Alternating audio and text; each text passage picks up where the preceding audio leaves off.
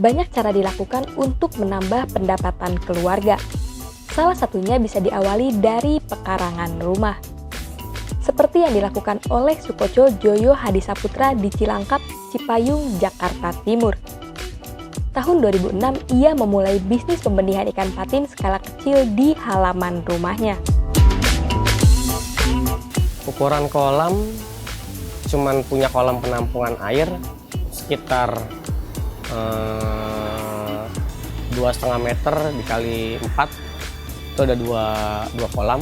Sebenarnya ikan patin ini kan dia nggak perlu tempat yang luas, yang penting dia airnya bagus. Jadi yang penting manajemen airnya itu bagus. Manajemen airnya bagus, dengan tempat yang sangat terbatas pun dia udah bisa. Berbekal pengalaman melihat usaha kakek dan orang tuanya sebagai pembudidaya ikan, ia nekat terjun sebagai pembudidaya benih ikan patin. Alasannya menjadi pembenih ikan patin lebih mudah dan tidak butuh lahan luas.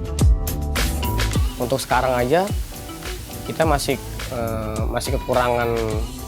kekurangan stok bibit untuk pengiriman luar pulau. Berarti kan masih banyak yang membutuhkan benih ikan patinnya. Ia pun tak segan memberikan hitungan biaya waktu pertama kali membuka usahanya. Meski modal awalnya hanya berasal dari uang tabungan dan pinjaman dari orang tuanya. Dulu sih ya, dulu untuk skala cuman di belakang rumah itu sekitar 40 jutaan.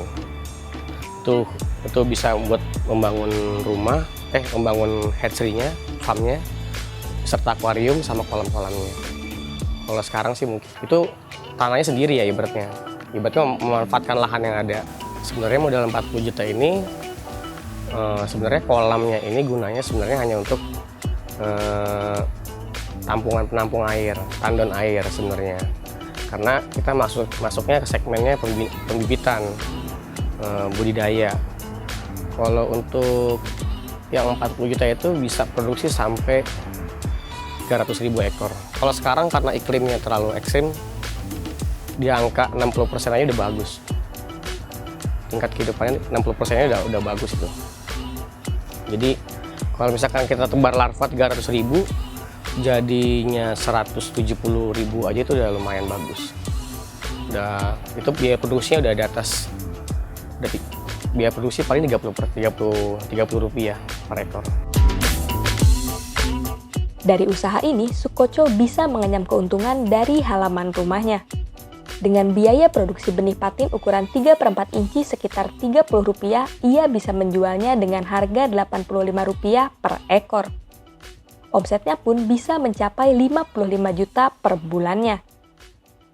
Namun, untuk membuka usaha tidak hanya sekadar modal, tapi juga kemauan keras dalam menjalankan usahanya. Sebab tanpa itu semua mustahil seseorang bisa menjadi berhasil. Bahkan Sukoco juga tak pelit berbagi rahasia suksesnya. Kunci utamanya sebenarnya sih jangan nyerah karena ulet. Karena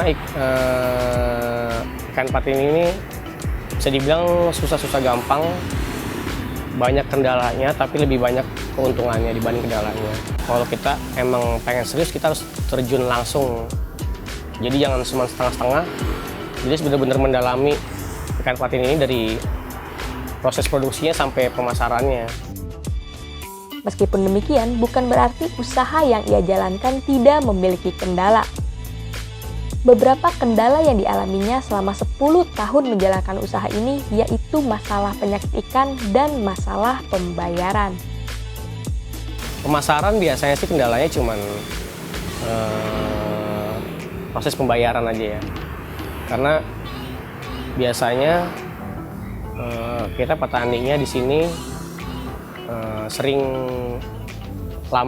menunggu lama proses pembayarannya.